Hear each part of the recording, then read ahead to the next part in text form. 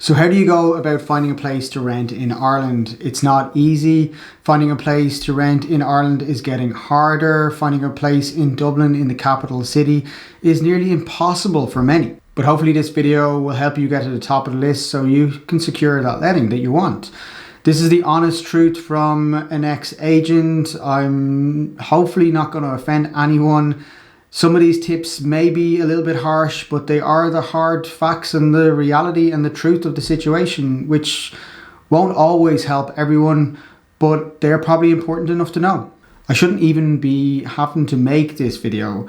Renting should be the easy option. It's a crazy situation that the market is so bad at the moment. I actually first put out a video on the rental crisis back in 2021, nearly 2 years ago, warning that things were going to get even worse if things didn't change, and more landlords would leave the market because of the rental caps. Eviction bans were making rental conditions even harder for renters, and the situation was going to get worse. And I predicted nearly 2 years ago that the rental crisis would be a major issue for the country, and that's what has happened, and it's even probably worse than I imagined. But as things get even worse now, in order to put yourself on the top of that list for that rental property, it is important to understand the landlord's concern. This is not formal advice, but please help the channel out by liking this video and subscribing to the channel as well. I myself have rented a number of times, I think about 4 times in Dublin. 2 of those landlords were funds, 1 of those landlords was a developer, and 1 was a private owner. I myself have owned properties as well. I've also been involved in residential lettings from family, clients, and helped a few friends out as well. So I understand this from both sides of the table because I've been involved in it in multiple times and I've lots of experience. I'm not involved in the residential rental market at the moment, haven't been for more than 2 years, but I do still have lots of clients that are involved in it. In order to get yourself to the top of the list for a rental property, it is important to understand where landlords are coming from. Landlords have lost a lot of rights over the last few years, and they're very fearful they're going to lose even more. So if you in some way can reduce those fears, you put yourself at a better chance of securing that lease. In recent years, landlords have lost the right to increase their rent in line with market rates. There's been a number of eviction bans. One is ending quite soon. Who large landlords can sell their properties to has been impacted, and small landlords are worried that they might also be forced in terms of who they can sell their properties to, and may also have to be forced to sell their properties with tenants in situ, which will have an impact on the overall value. All of these changes have forced many landlords to sell or keep properties vacant. I did a video on why landlords are keeping some properties vacant some time ago. I will share a link to that at the end of the video if you want to check that out. But landlords' basically greatest fear is that they'll be stuck with a tenant that is not paying rent and damages their property, which would reduce their ability to pay their own mortgage and also puts them at risk of losing the property. Their next fear would be that they won't be able to get the property back when they need it themselves, i.e. to sell it or for their own use. Their next concern would be that they don't have an ability to increase rents in line with the market and will end up costing them because inflation will pass out rental payments. As a renter, think of those fears that the landlord has in terms of not paying rent, damage to property, not leaving the property, and limited rental increases, and think how you can reduce the landlord's concern in that matter. Landlords are not allowed to discriminate against a group, an individual, when they are letting their properties, and agents will tell them so. However, everyone will have their own preference. Some landlords might like have tenants, others won't. Some will be happy to have kids.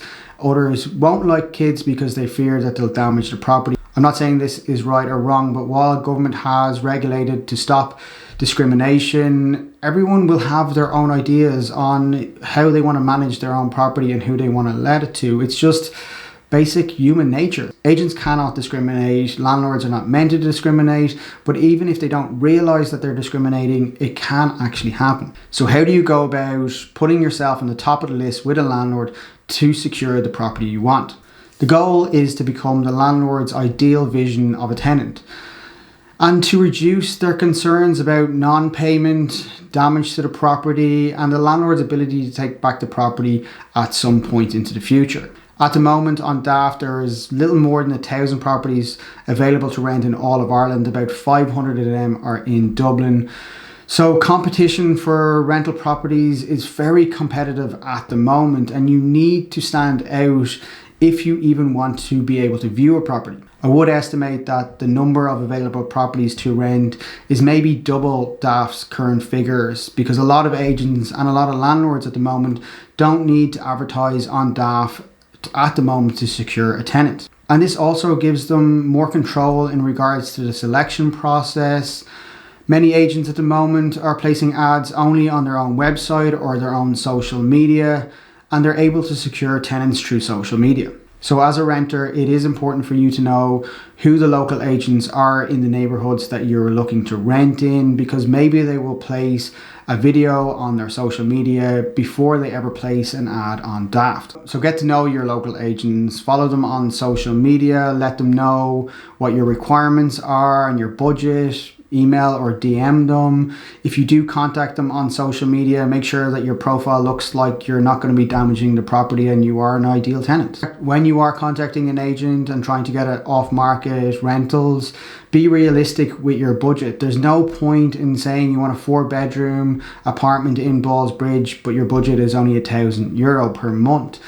If your budget is far too low for your expectations, the agent is likely just going to delete your email and delete your contact information. Also, if you are looking to squeeze 4 people into a 1-bedroom apartment, this is going to set off some alarm bells as well. So get to know the market, get to know what you can afford. An agent will be far more willing to deal with you if your budget meets your expectations, because they'll know they'll be able to find a property for you far faster. I know this goes without saying, or should go without saying, and that is you should have all your paperwork ready in advance before any viewings. Keep it in a PDF. Have your ID, your letter from past landlords, letter from employer confirming that you have the ability to cover the rent. Maybe you don't have this information because it's the first time you are leasing a property or you are a student, but try put as much information as possible into that pack. Send it by email to the agent or landlord. Paper copies frustrated me when I got them at viewings. It meant that I had a lot of personal information of someone that I had to dispose of correctly or hold on to correctly, depending if the letting was going ahead. And if it was a successful letting with that person, I then had to scan all those documents and put them on file. If you send on this pack or detail by email to an agent, they can delete that email in line with their record keeping policy. I know some people are probably going to disagree or argue with this, that why should you be providing so much personal information if you haven't even been offered a property, because it is personal information. Well, the goal is to get you on the top of the list and also be remembered. The landlord is trusting you to live in their property, look after their property. If you are unwilling to provide some personal information, no trust is really built at the very start. Ireland doesn't have a credit rating system that landlords can check, so therefore providing this information is the first step for you to build trust. If there's more than one tenant applying, split the details into 2 different tenants and clearly name the file and outline exactly what's included within the file, within that file name. If you get invited to a viewing, and if that property works for you, tell the agent straight away that you're happy to be considered for this property and you're ready to sign a lease as soon as possible, and you have your rent and deposit ready. If the unit doesn't work for you, explain nicely to the agent why it doesn't work for you and let them know what you are actually looking for, because they might have something else that suits your needs. Try to befriend the agent at every opportunity. If you see that you have a shared contact on LinkedIn, great, tell them about it. Also, if they've shared an interesting post on social media, tell them that you saw it and liked it, just so they get to remember you, because the idea is you want them to help you. Sadly, sob stories don't really work in a lot of cases, as agents get a little bit worried that this might cause issues for the landlord down the line. The same can be said for potential tenants that ask too many questions, as it could be a sign that the tenant could be ringing the landlord every week with every small issue. The goal of the information pack, befriending the agent, not asking too many questions, is to show that you have the ability to pay the rent, you're not going to trash the property, and you won't bother the landlord every week with some small little issues. The next thing you need to do is reduce the landlord's concerns that you will stay in the property forever. You can do this in a few ways: inform the landlord of your work situation or higher education situation, i.e. my current role is for the next year, which I have an ability to extend for 1 year beyond that. I.e. you're giving the impression that this is not your forever home, but is perfect for the next 2 or 3 years. If you're saving for a deposit and looking to buy in a year or two, drop that into the conversation as well. This provides a little bit of additional comfort for the landlord that they will get the property back at some point, and they will have the decision if they want to rent again or sell at some point in the medium term. Don't say at any point that this is the perfect home and you could see yourself being there forever. Before I go on, I just want to remind you that not everyone will like the advice in this video. It's not for everyone, it won't suit everyone, but I am just being honest. If you are invited to a viewing and you are a couple or you're 2 people looking to rent the property, make sure both of you turn up so the agent and landlord doesn't have to worry about someone else backing out before you sign the lease, and it gives them an opportunity to meet both of you. I would also suggest that if you can, leave kids behind with someone else while you're at the viewing and don't bring them to the viewing. This might sound harsh and against the anti-discrimination requirements, but if kids start running around just being kids, this could cause some red flags to be raised. Don't hate me for these comments. I'm just trying to help your chances in securing the property you actually want. The above tips slightly depend on the type of landlord. Some institutional landlords might just need the information pack to confirm that you have ability to pay the rent. Smaller landlords might want a little bit more information on some of your background and to try get to know you before they actually lease the property to you. Some landlords that deal with HAP might just be more concerned with the HAP paperwork. So it's important to know your audience and make it as simple as possible for that landlord to pick you, and the idea is to reduce their concerns around picking you. The fact that I made this video shows how dysfunctional the rental market is at the moment. Renters need landlords and landlords need renters.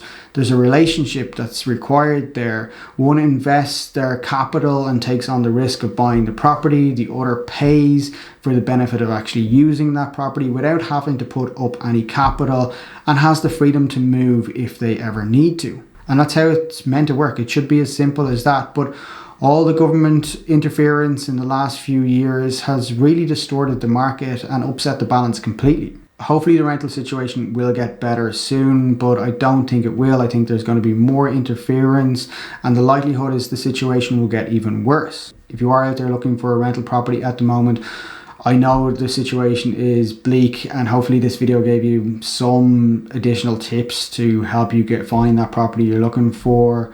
As always, I just want to say thanks for watching. If you can like and subscribe to the channel, that would be great as well.